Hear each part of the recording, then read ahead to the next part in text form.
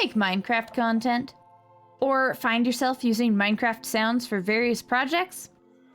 Tired of sifting through YouTube or the wiki and not quite finding the right sound or coming up with something of dubious quality?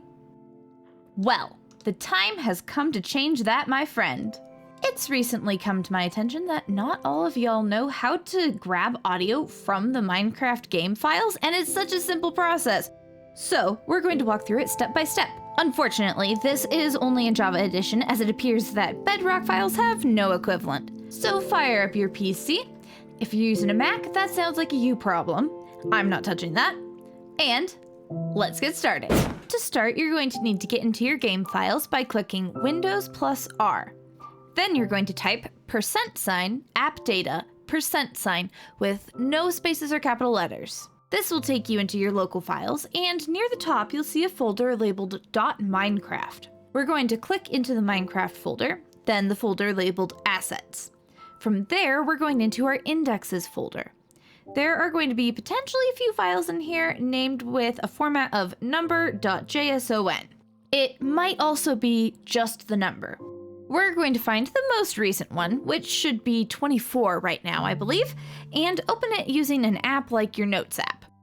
What this is an index, funnily enough, of all of the audio resources in the game. There is an organization system, but it's a little overwhelming to navigate, so I recommend just using your handy Control-F function and searching the specific sound you're looking for. Now, you can't preview them from here, so if you're not sure it's the right sound, you are going to have to actually obtain the file. So when you look at the index, you can see that the asset information is separated with commas, and each new asset starts with Minecraft. So if we search for frog, we can click through our control find results until we come to this spot. You can see that our search term is highlighted in the middle of the line, so the beginning of the line, Minecraft, is over here, and you can see that the comma for this asset is over here. This little bit is the label for this specific sound. So we're going to continue just clicking through until we find actual croaking, which is going to be under idle for this sound. Now that you've found the sound that you want, you're going to come over here to where it says hash, and you're going to copy the string of characters between these quotation marks. Now, you're going to take that string and go back to your indexes folder. We're going to back out and go to assets, and we will just copy paste this string of numbers into the search bar. This will bring up one file, and that is the sound file that corresponds to the sound that we just looked for. Now that we have the exact file, we're going to copy and paste it wherever you want it to be. Now, this isn't a usable file for us yet. The very first thing we're going to do with this file is add a file extension to the end of it. So we're going to rename the file, and the only thing we're changing is typing .ogg on the end of the file name. I don't actually know why this works, so if you do, please enlighten us down in the comments.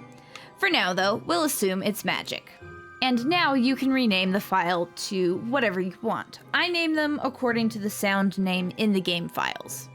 Unfortunately, .ogg is not a super usable file type, so I highly recommend converting the file into an MP3 file.